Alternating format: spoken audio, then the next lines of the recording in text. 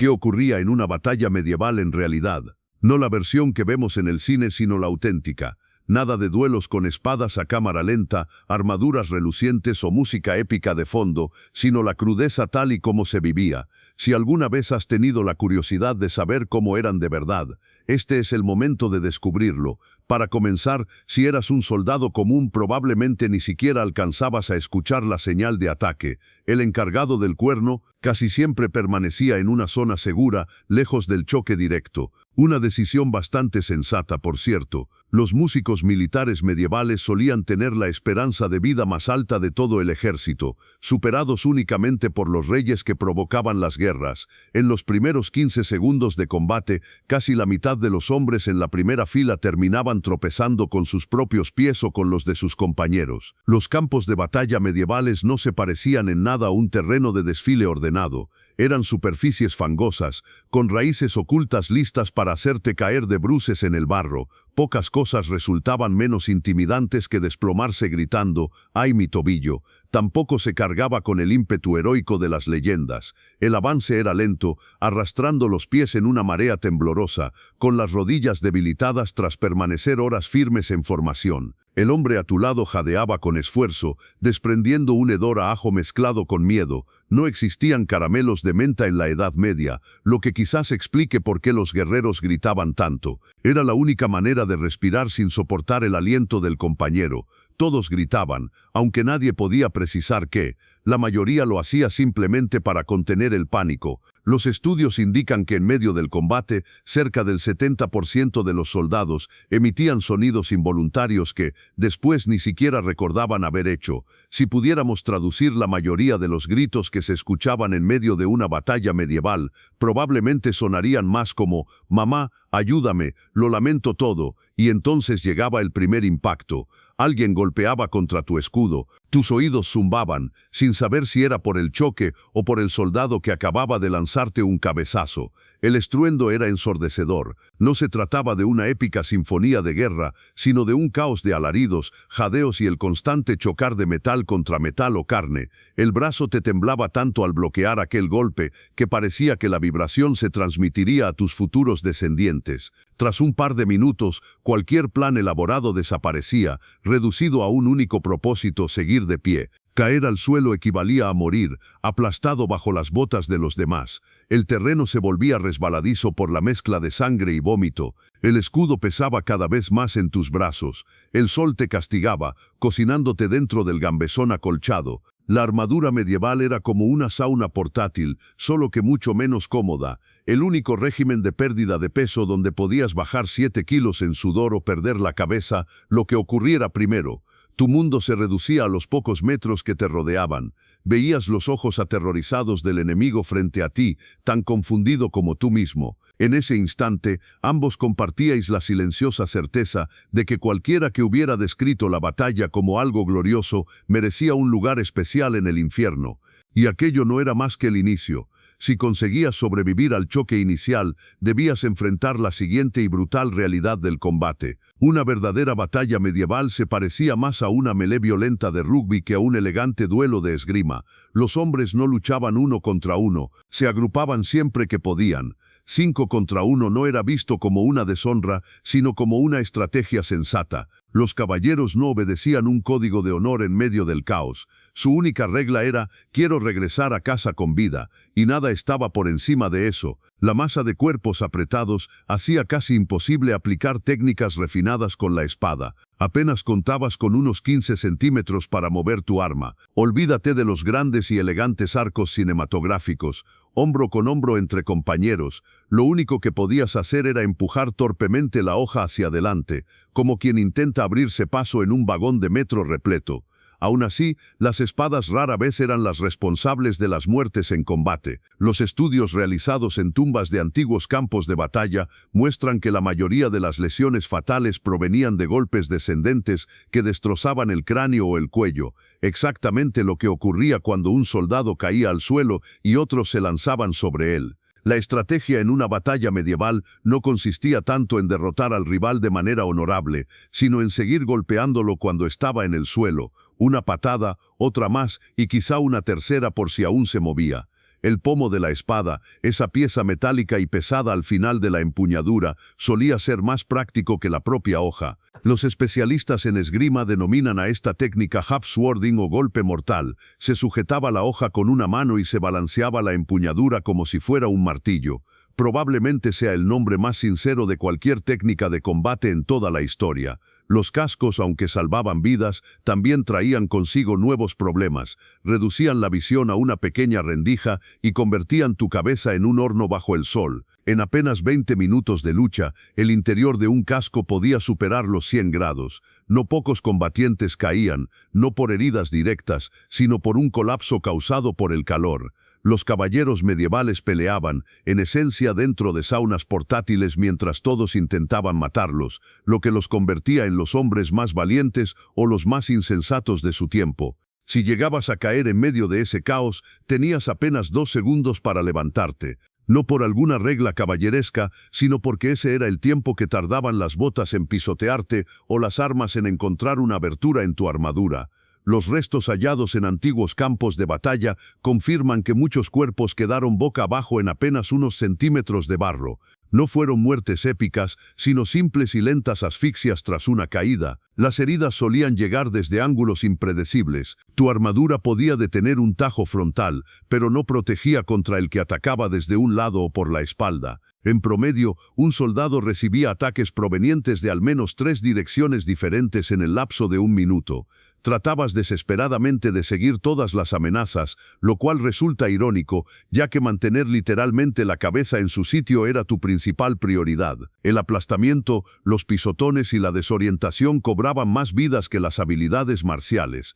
Y si por un milagro salías de ese tumulto con todos tus huesos en su lugar, el siguiente desafío era sobrevivir a lo que viniera volando hacia ti. Porque las armas de la época no eran las piezas brillantes que hoy vemos detrás de vitrinas en los museos. Eran utensilios burdos, creados con un único fin: atravesar cualquier cosa que se interpusiera entre tú y las partes blandas de tu enemigo. Empecemos con las hachas. Las hachas de guerra no tenían nada de refinado. En esencia, eran la misma herramienta usada para cortar leña, pero adaptada para partir escudos, armaduras y, por desgracia, huesos humanos.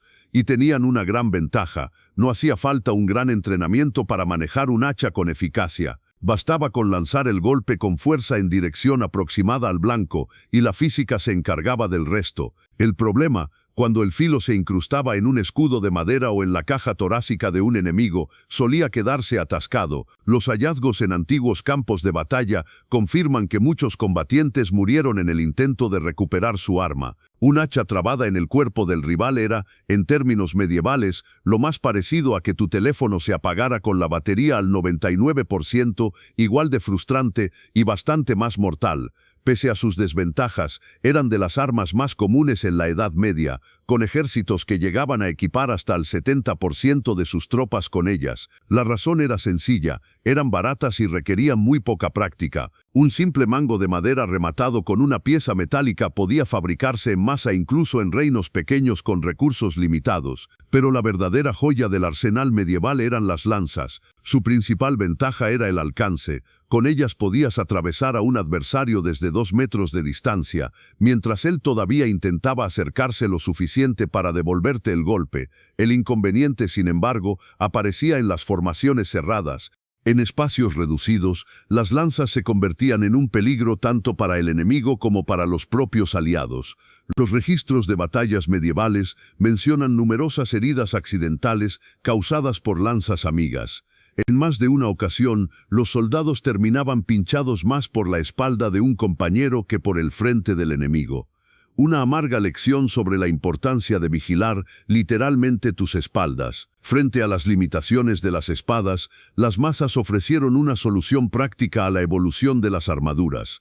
A medida que las protecciones metálicas se volvieron más resistentes, cortar dejó de ser efectivo. La respuesta fue simple: dejar de rebanar y comenzar a aplastar. Una masa no era más que una bola de hierro montada en un palo, diseñada para hundir el metal y de paso pulverizar los huesos del interior. Un arma brutal, pero tremendamente eficaz. Los textos eclesiásticos de la época incluso señalan que muchos caballeros religiosos preferían la masa, ya que técnicamente no derramaba sangre y por lo tanto no contravenía ciertas restricciones espirituales.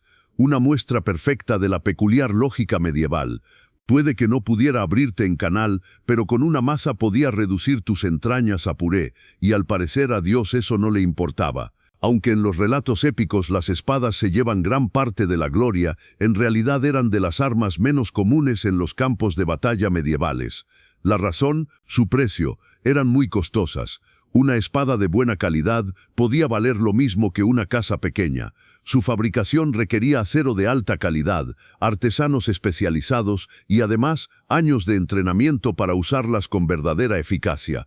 Por eso solo nobles y soldados profesionales podían permitírselas, y contrario a lo que muestran las películas, las espadas se rompían con más frecuencia de lo que uno imaginaría. El análisis de armas halladas en antiguos campos de batalla demuestra que muchas habían sido reparadas en varias ocasiones antes de su último uso. Pocas cosas arruinaban más un momento heroico que ver tu elegante espada partirse en dos en el primer choque, dejándote con nada más que un carísimo palo de metal. Después estaban las armas improvisadas, los recursos desesperados de campesinos reclutados y combatientes de última fila. Era común ver herramientas agrícolas transformadas en instrumentos de guerra, mayales usados para trillar grano, horquillas e incluso palas afiladas se encontraban a menudo entre el armamento. Crónicas de varias batallas señalan que hasta un 20% de los soldados de a pie luchaban con este tipo de equipo adaptado del campo. Sorprendentemente, estas armas improvisadas podían resultar muy efectivas, en gran parte porque nadie esperaba ser derrotado por una herramienta de jardinería. Morir atravesado por una espada podía sonar honorable, pero caer abatido por una pala era igual de definitivo y bastante más vergonzoso de justificar en el más allá. La calidad de las armas también variaba enormemente. Mientras reyes y nobles portaban piezas elaboradas con maestría, la mayoría de los soldados corrientes empuñaban armas producidas en masa, de fabricación barata y calidad más que cuestionable. El óxido, los mangos flojos y el metal mal templado eran problemas habituales. Muchas armas terminaban fallando en pleno uso, obligando a sus dueños a improvisar con lo que tuvieran a mano. Y aunque las armas rudimentarias lograban su cometido, los guerreros medievales comprendieron pronto una dura verdad: la armadura no hacía a nadie invulnerable, solo más lento para huir. ¿Y qué tipo de heridas producían aquellas brutales herramientas? Abrían la puerta a un nivel de horror difícil de imaginar. Todas esas armas que mencionamos antes no fueron creadas para lucir bonitas, sino para destrozar cuerpos humanos, y lo conseguían. Las armaduras ofrecían cierta protección, pero no tanta como solemos imaginar. Una cota de malla podía resistir un tajo de espada una o dos veces, pero frente a un golpe directo de hacha o maza, la historia era distinta. La malla se hundía en la carne, convirtiéndose en parte de la herida.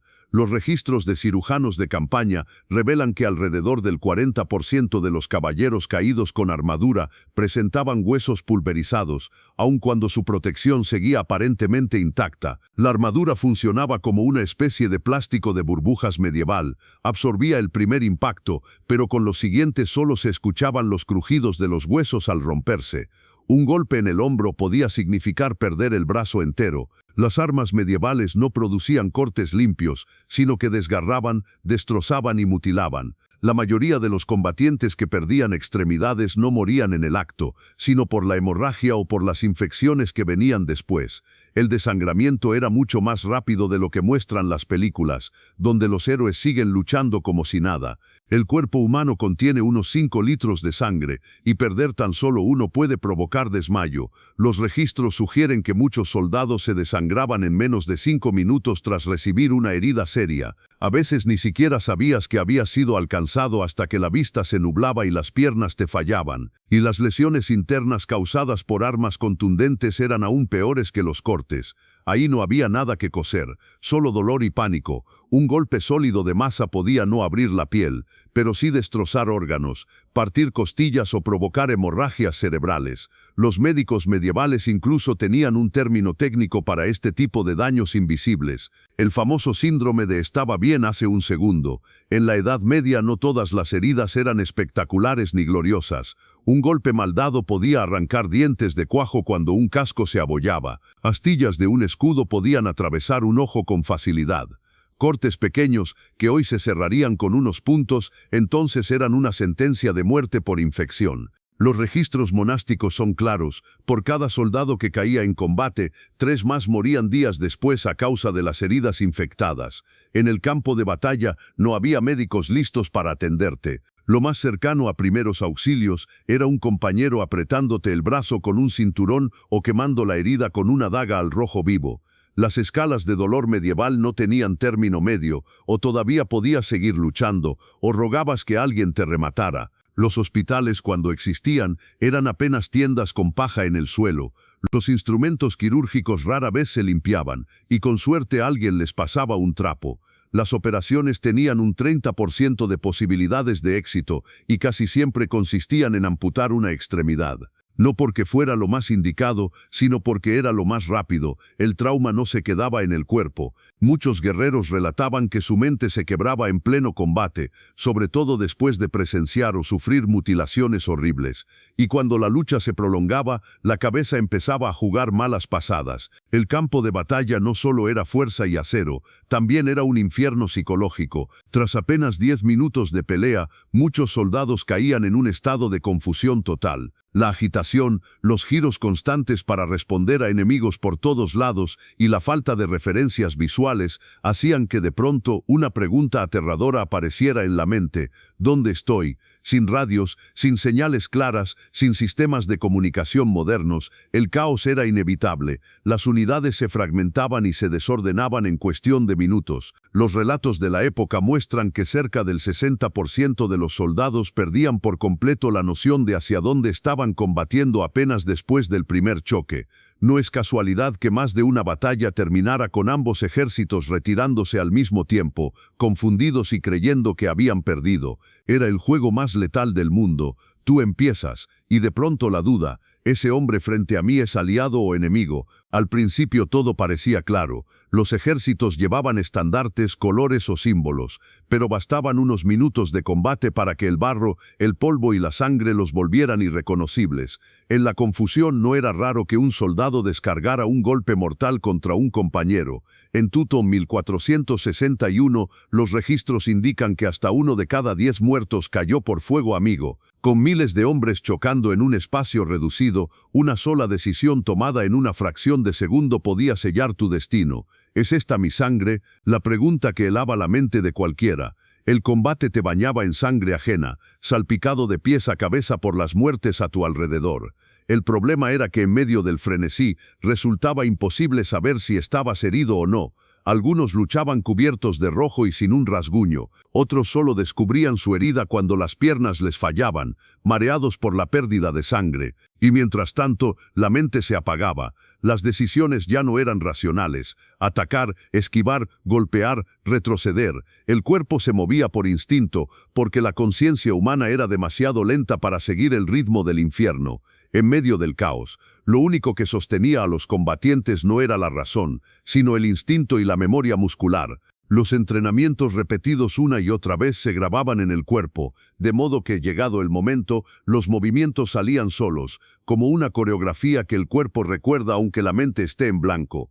Muchos de los que sobrevivían aseguraban no tener recuerdo alguno de las acciones específicas que realizaron. Era como si sus cuerpos hubieran luchado mientras sus mentes vagaban en otra parte, una experiencia comparable a conducir durante kilómetros sin recordar el trayecto, salvo que, en lugar de perder una salida, tal vez habías atravesado a 7 hombres con tu espada. El cerebro humano nunca estuvo diseñado para soportar la tensión brutal del combate medieval. Miedo, ira y desconcierto se turnaban para controlar al guerrero, dejando casi nulo espacio para la estrategia o la reflexión. La ciencia moderna lo confirma. Cuando la mente se enfrenta a un nivel extremo de estrés, las funciones más complejas se apagan, quedando al mando únicamente los instintos de supervivencia. En la práctica, esto significaba que planes tácticos elaborados podían derrumbarse en minutos, sustituidos por impulsos primitivos: golpear antes de ser golpeado. las figuras humanas dejaban de verse como personas y pasaban a convertirse en meras siluetas. Un destello de acero, una sombra fugaz, un movimiento desde la izquierda, y la reacción era inmediata: atacar. En ese estado de visión en túnel, amigo y enemigo se confundían. El criterio era simple: si se movía hacia ti, debías derribarlo. Los testimonios de los supervivientes lo describen con claridad aterradora. Los hombres dejaron de parecer hombres y se transformaron en amenazas, en obstáculos que había que eliminar para seguir vivo. Después de varios minutos de tensión insoportable, el cuerpo entraba en piloto automático, mientras la mente se disolvía en un murmullo irreconocible. Los psicólogos militares actuales llaman a este fenómeno la mente de batalla, un estado en el que el instinto actúa antes de que el pensamiento consciente tenga tiempo de aparecer. En esa especie de trance, muchos combatientes aseguraban sentirse extraños, como si estuvieran separados de su propio cuerpo, viéndose luchar desde fuera. El tiempo se volvía engañoso, minutos que parecían horas, o largas horas que pasaban en un suspiro. Esta confusión mental añadía aún más caos al combate, hasta que la tensión se volvía insoportable. En ese punto, la decisión más común no era la resistencia heroica, sino la retirada. La historia ha glorificado la idea de morir peleando, y el cine la ha transformado en gestas épicas. Pero la realidad era mucho más pragmática. La mayoría de los soldados medievales preferían salvar la vida antes que ganar un recuerdo en las crónicas. Los registros sugieren que hasta un 40% de los ejércitos abandonaban el campo antes de que la lucha llegara a su clímax. Para los campesinos, esto no era motivo de deshonra. Ellos solo querían regresar con sus familias. El peso de la vergüenza recaía sobre los caballeros y nobles, cuya reputación estaba en juego. Entre los soldados de a pie circulaba un dicho revelador: los cementerios están llenos de héroes, las tabernas llenas de desertores. El destino de muchas batallas se decidía por este fenómeno colectivo. Cuando unos pocos comenzaban a correr, el pánico se contagiaba como fuego entre la paja. La famosa batalla de Hastings es un buen ejemplo. Los sajones retrocedieron, huyeron, se reagruparon y volvieron varias veces antes del desenlace final.